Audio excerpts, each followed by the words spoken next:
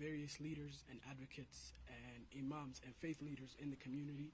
Starting us off is Executive Director Majidile, Majidile, and I will be introducing the speakers tonight. First coming up, we have a gathering of various leaders and advocates and imams and faith leaders in the community. Starting us off is Executive Director of KARE Minnesota, Jaylani Hussein. Jaylani Hussein, Jaylani Hussein, Executive Director of KARE Minnesota. I greet you with a greeting of peace this afternoon. Assalamu alaikum wa rahmatullahi wa barakatuh. May peace and blessings be upon you today. Islamophobia takes in many forms. We have seen unfortunate increased attacks against Muslims here in Minnesota and across this nation. Our mosques have been attacked. Our community members have been attacked.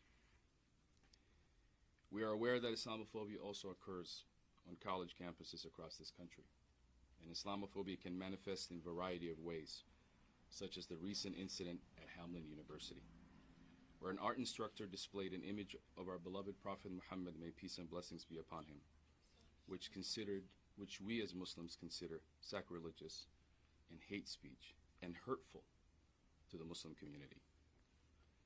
Muslim scholars across the world over time have condemned the display of images of our beloved Prophet Muhammad, may peace be upon him. And it's not only hateful and forbidden, but it also goes to attack the core beliefs of our faith.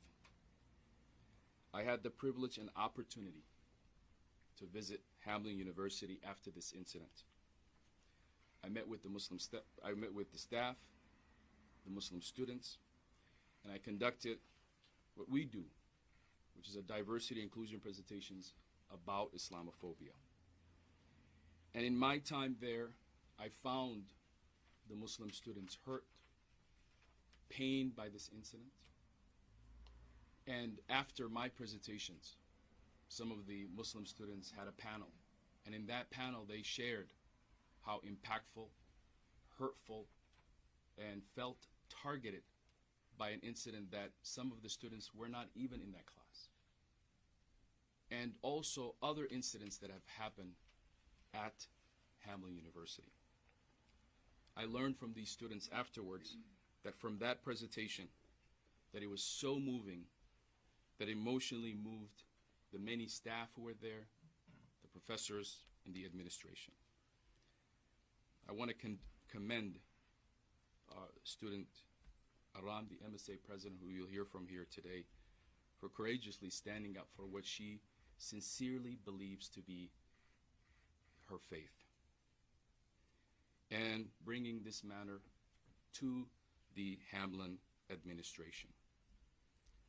I want to now say that we as a community here in Minnesota and across the world would like to send a deep appreciation and a thank you to the Hamlin University, and specifically to President Miller for her leadership to creating a safe, welcoming, inclusive environment for all students, including Muslim students. It's important to remember that academic freedom is not absolute, and universities have the right to restrict speech that promotes hate or discrimination. In fact, that happens every day in institutions across this nation. And that is a protection that many marginalized communities have today that should also be afforded to the Muslim students. It's important to ask this question: how can an environment, a classroom, be considered inclusive when an instructor asks, in this case, Muslim students, or in another place, a black student, or in another place, a Jewish student, to leave the class while they engage, and they did in this case, to depict or to show an image of our beloved Prophet Muhammad sallallahu alaihi wasallam, which is considered to be, as we said, highly offensive, deeply hurtful, to many Muslims across the world and here in Minnesota. These actions go against these principles of respect, inclusivity, and diversity that many institutions across this country, including Hamlin University, so eloquently articulate, hardly implement for some community members. Additionally, it's important to acknowledge something that has not been discussed so far as this incident has become national, international. And that is, President Miller is the first minority and black president of Hamlin University, a university that predates to the foundation of our state here in Minnesota. And not now, but even before, she has faced from her colleagues anti-blackness and targeted toward her and other black leaders, which is also at display here in the way that this incident has unfolded. We cannot say that is not going on. It is going on. But we thank her leadership. And it takes in this country, historically, black leaders who have faced and challenged all kinds of oppression. And as we are now few days away from remembering and thinking about the legacy of Dr. King, I am reminded that Dr. King was never loved by the people of his generation. Irregardless, Dr. King stood for freedom of all people in a peaceful way. And I believe Dr. Miller's actions today speak in this moment very loudly to a marginalized Muslim community and to Muslim students across this country who for far too long have never been given their safety. And intolerance and hate continues to target them. I can say, and I know others will say, that Hamlin University, with this decision by President Miller, is a safe campus for Muslim students in the state of Minnesota. And I encourage and welcome other institutions who are similar, who say that they have diversity and inclusion, who say that they want to combat Islamophobia, to also join President Miller and others in making that commitment to our Muslim students. And finally, I will end by saying this. We are a community that's merciful, that understands there's misunderstandings in many issues. And in this situation, we call on Dr. Prater, the instructor of this art class. We invite her to join us, to learn from our community leaders, from our faith leaders, and to understand from our community what this incident meant to us. We welcome that, and obviously that is out to her. And finally, to the countless Muslims who have reached out to us. Many professors who are afraid to even come forward to say and put their name in support of what is going on in Hamlin, out of the fear that their institution will find a way to let them go. I say to them, I also say to the international Muslim community, because we have seen as a society and as a community, these incidents have far-reaching impact. We've heard from people already globally who are learning about this, and we ask them to continue to stand firm for their beliefs and to help the world be a place that is more inclusive and safe for all of us. And with that, I end my portion of the statement.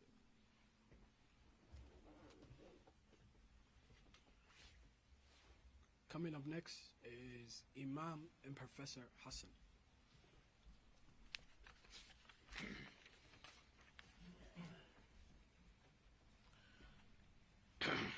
Good afternoon. Hello, everyone.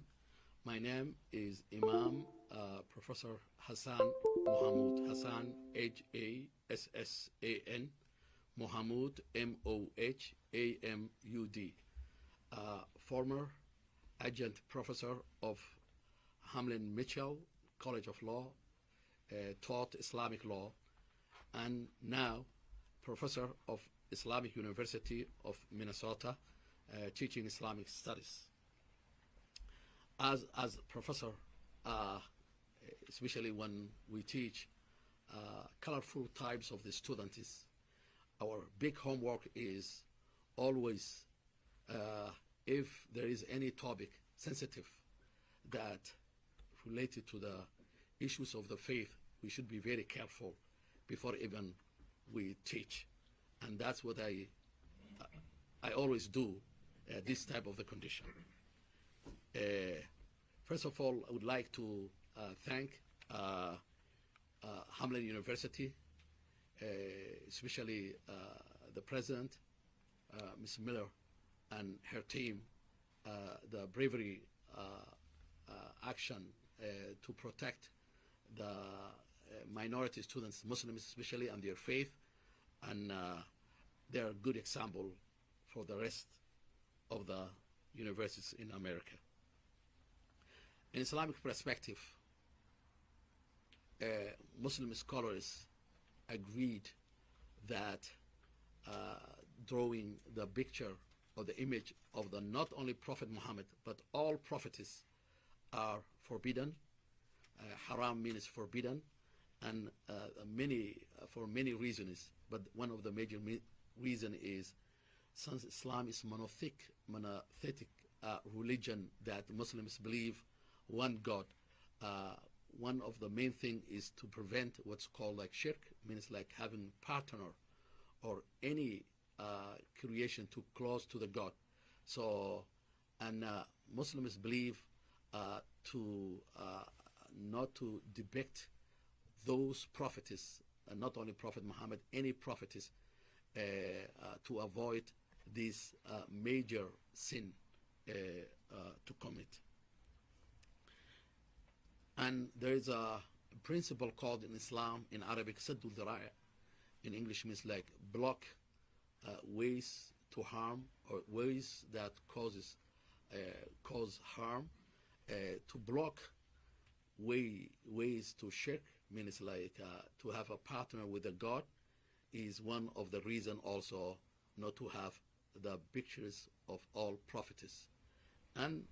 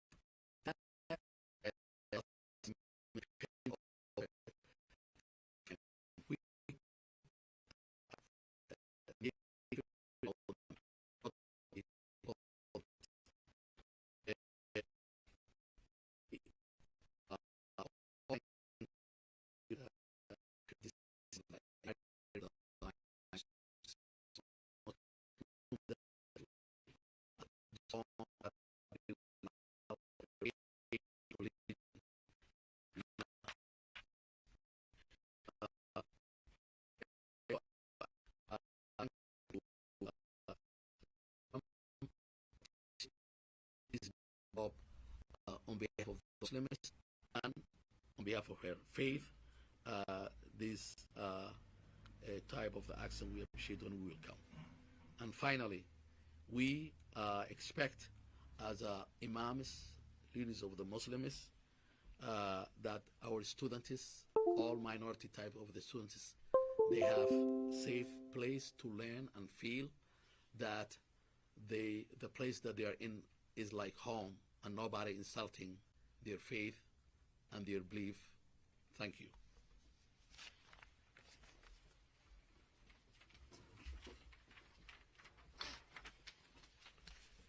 Coming up next is Executive Director of Abu Bakr Islamic Center, Abdullahi Farah. Hello everyone, my name is Abdullahi Farah, Abdullahi, last name Farah, Farah. I love Prophet Muhammad, peace be upon him, more than my parents, my wife, my children.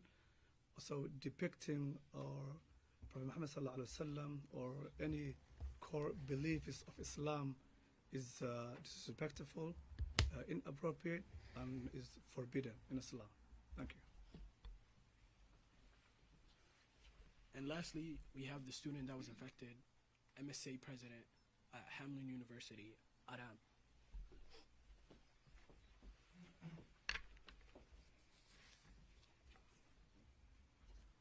Good afternoon, everyone. My name is Aram Wadatullah. Aram, A-R-A-M. Wadatullah, W-E-D-A-T-A-L-L-A.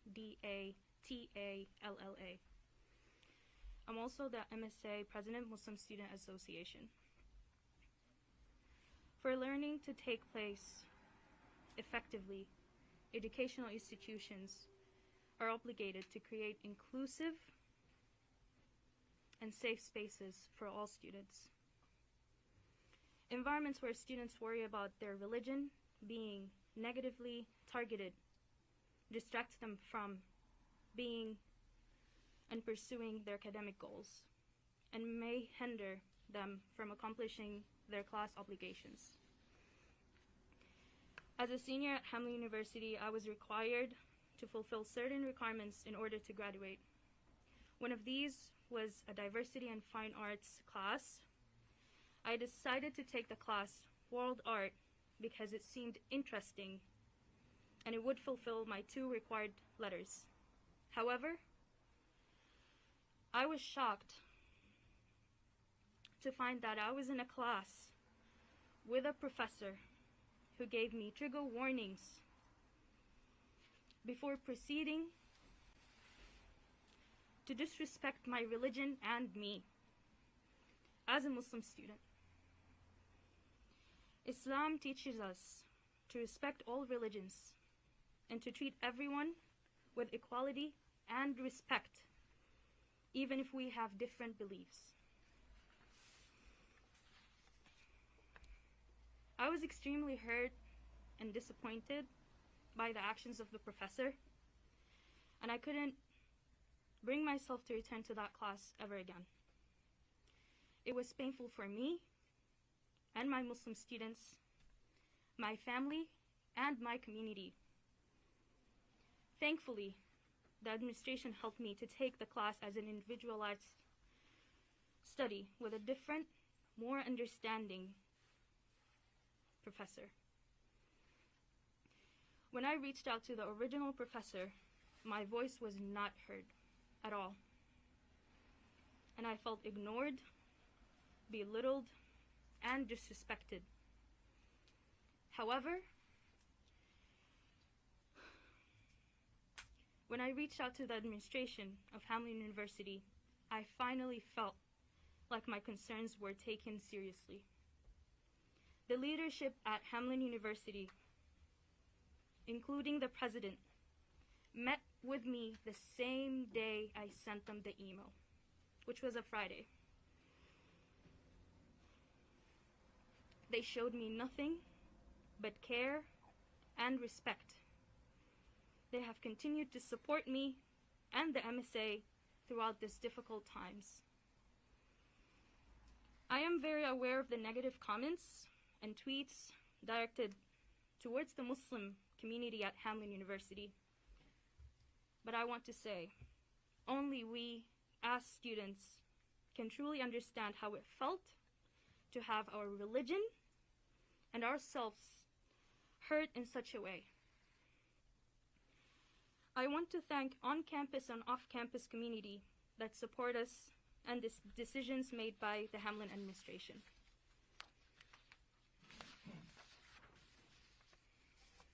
Finally, I also want to speak to the many Muslim students out there who have faced similar situations on campuses around the nation.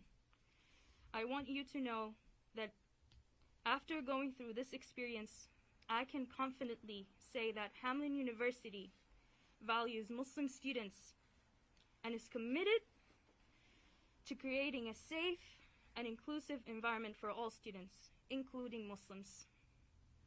If you're looking for an institution that prioritizes the well-being of students, including Muslim students, I invite you to consider Hamlin University under the leadership of President Dr. Miller. Thank you. Thank you, Aram. And with that, we conclude. Now we open the floor up to questions. Jaylani, Yep. is the teacher, are you asking that the professor of art face any kind of consequence? That's really up to the school. What we as a community know is that this incident did happen. As you heard from the student, it impacted her. It impacted the other Muslim students and the other student body. It impacted the Muslim community. And it's still going to impact more because this incident now has become international. We're anticipating that even more people will join this effort to continue to characterize that. But I would say the decisions about this professor, these are decisions that Hamilton University made. We support them, but we don't know everything involved. And everything that has been shared publicly so far about the incident involving the instructor have been only things that have been told through one narrative. I don't believe the narrative of the university. We don't believe she was terminated. I don't think she was renewed. Her contract was renewed. And to the earlier point, Hamilton University, and I've heard this from staff and other people, there has been, before this incident, an ongoing attack against Dr. Miller, the president of the university, because she, as a president, had to make difficult decisions, including reducing administration, reducing departments, and therefore there has already been, before this incident, a group of professors who have been targeting her.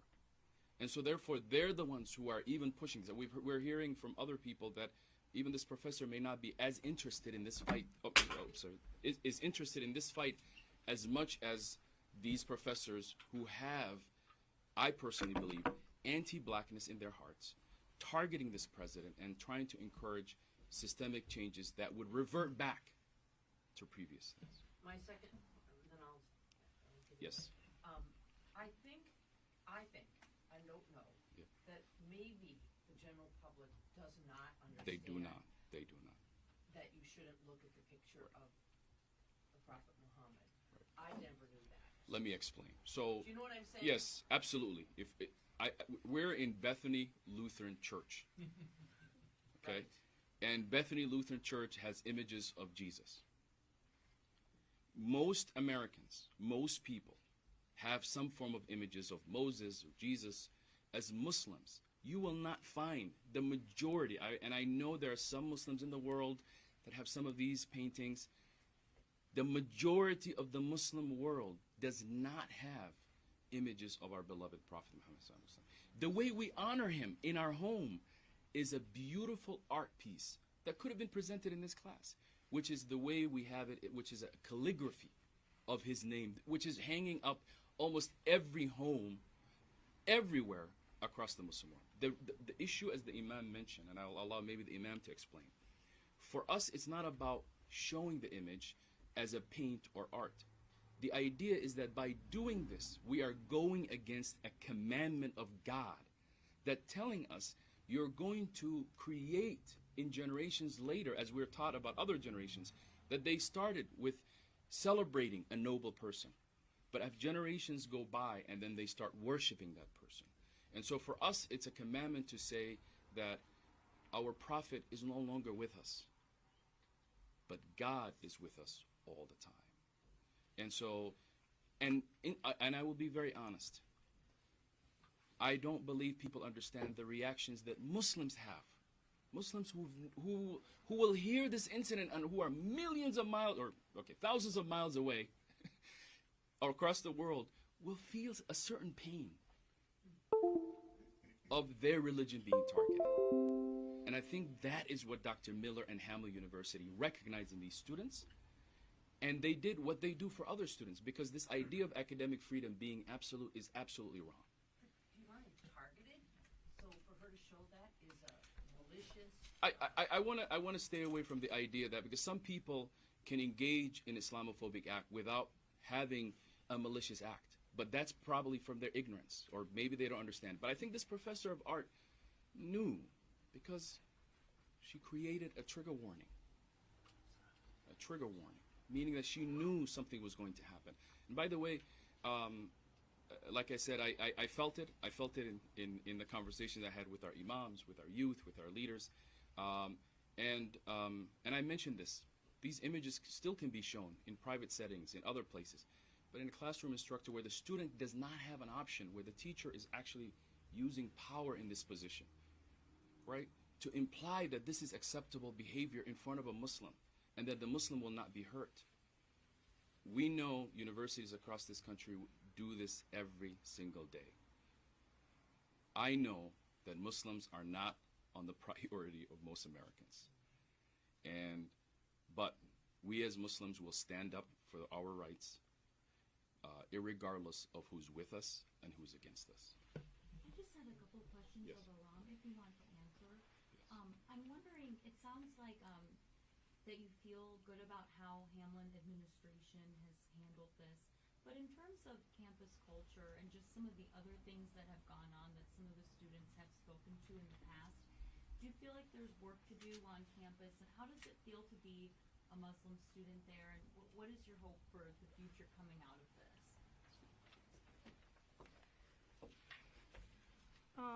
Since the pandemic and since I became the president, this is my second year being the president of MSA. We've been working on like a lot of things to like change on campus, but for the most part, we've been being heard. Not only on this incident, like previous incidents, we're always heard.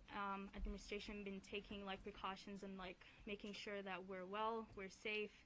Even now, a lot of emails, a lot of calls, making sure that I'm fine, I'm okay, I'm safe.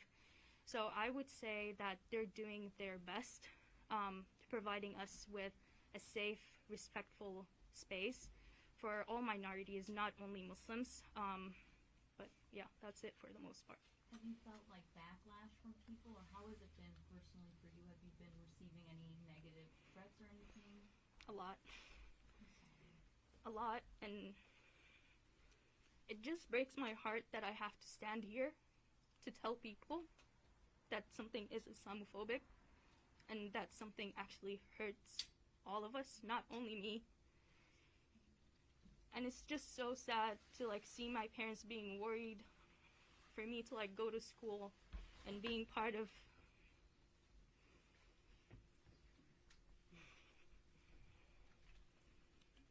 it's never our intent to like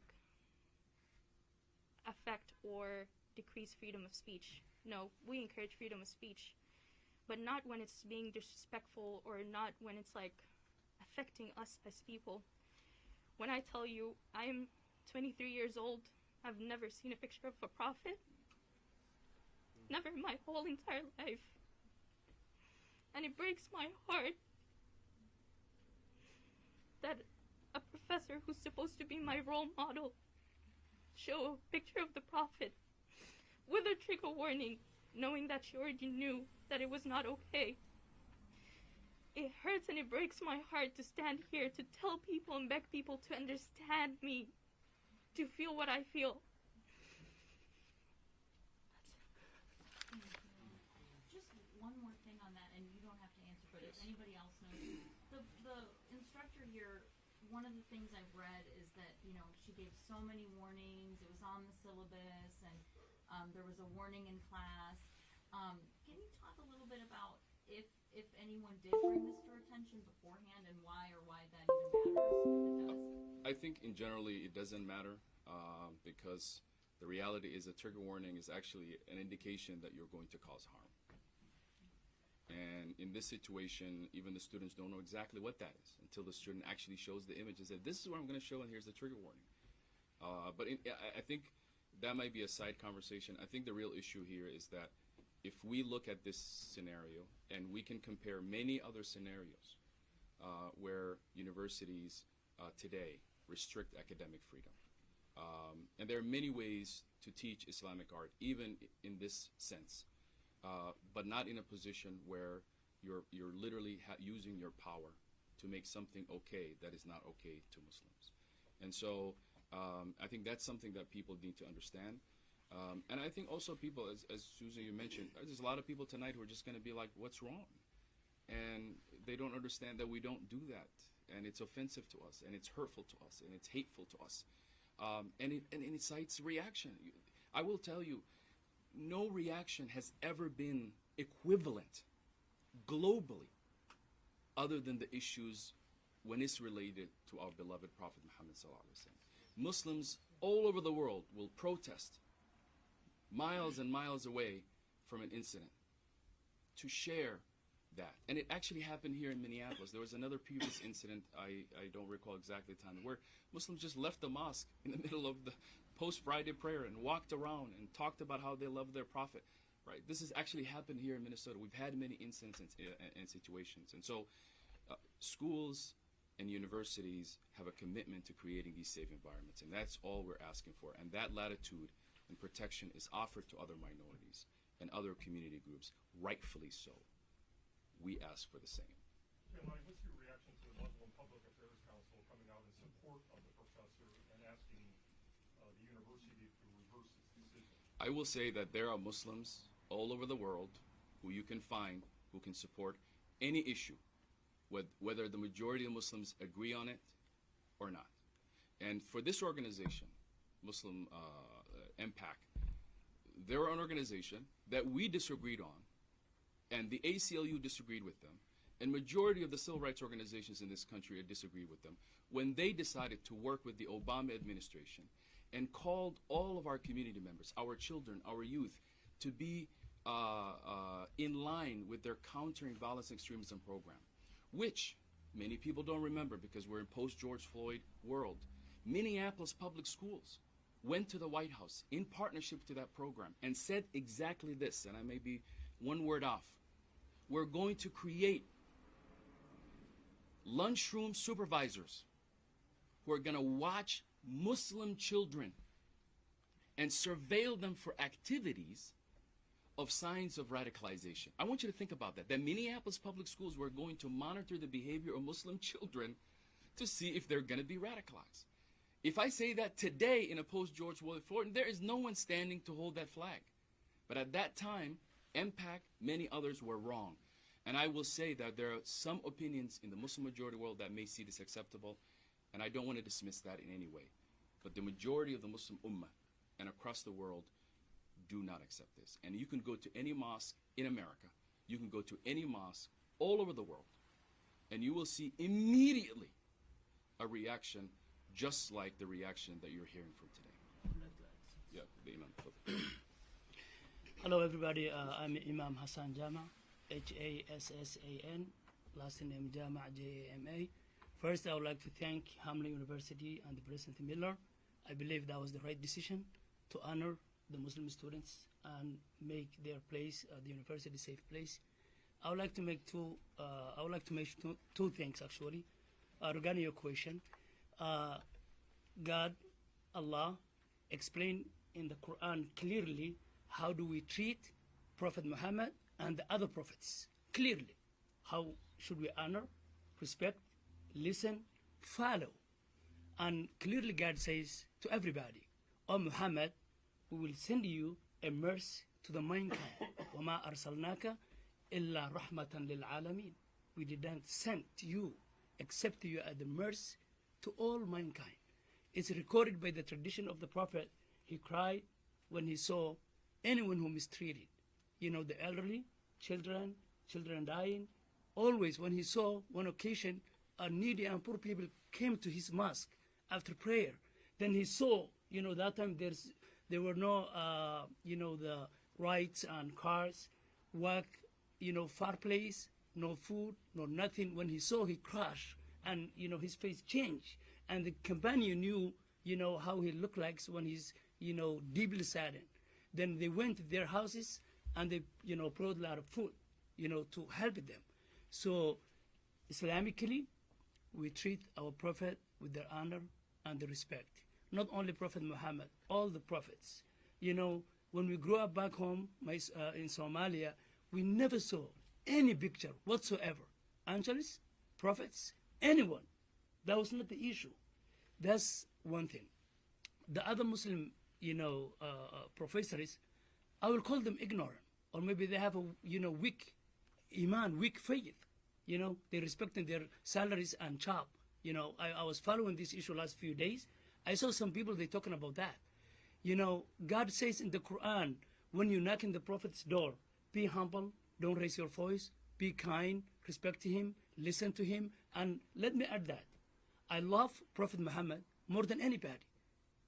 You know, my family, my parents, my children, not only that, including myself. Otherwise, I will never be true Muslim or true follower or true believer. So I don't know where we're going. The question is why Prophet Muhammad's picture? Why? Why? That's the question I'm asking myself. Also, how many borders we cross? Where are we going as a human being? What is the value left for us? Okay, am I expecting next day, you know, this is your God's picture, this is Allah's picture in class? When I go to university, Hamlin or different places, I want to gain academic knowledge, not to, you know, intimidate and shame and talk about my faith and my belief. And thank you, the brave student and the Muslim student. I see, you know, how she cried, and she made us, all of us, you know, the emotion. We try to hold our tears. This is unacceptable. We will never accept. Whether you call academic freedom, freedom of speech, we will never accept that as a Muslim. We don't want to, you know, violate anybody's belief. We respect, you know, all the prophets, any religion. You know, as a Muslim scholars, you know, we study Islam in universities. There is a class called, you know, the religion. You know, otherwise we will never graduate. We respect all the religions.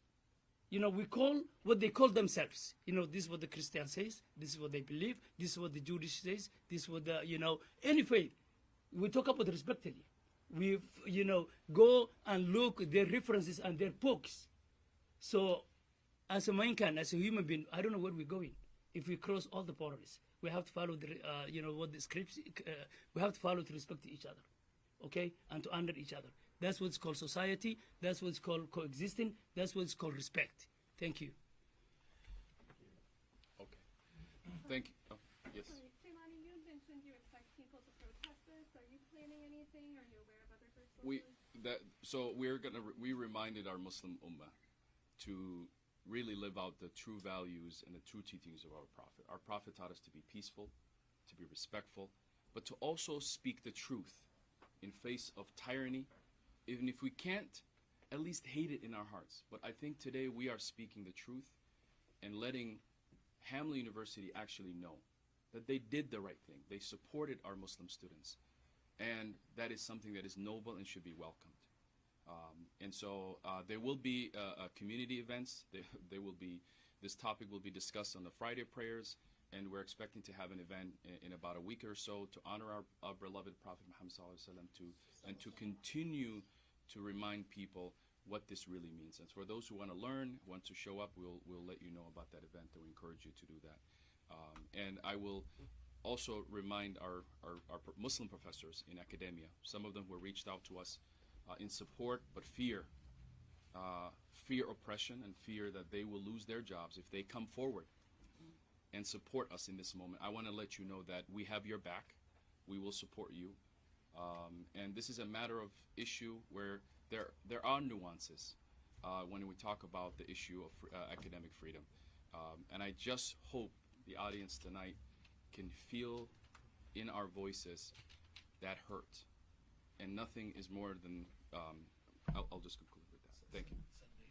Yeah, so Sunday the 22nd, we will have an event from, I believe, 2 to 5 p.m. at River Center to allow our community to come together, remember the teachings of our beloved Prophet, and to continue to speak loud about intolerance, hate, and to encourage people to do that. And I finally will add, we welcome Dr. Prater if he wants to reach out to us and learn from our leaders, because we always want to be in a position to educate and teach people exactly what our religion says. And this Friday, all the imams are addressing. Yes, all this Friday, we're expecting the entire community to talk about our beloved Prophet Muhammad at every mosque, and to also encourage people to support Hamlin University. So for the public who wants to support us, one of the ways they can do that is to contact the Hamlin University and encourage them to continue to support the Muslim students and all other students. Thank you, everybody.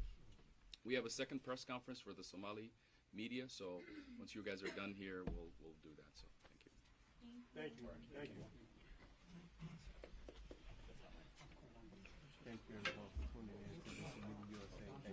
essential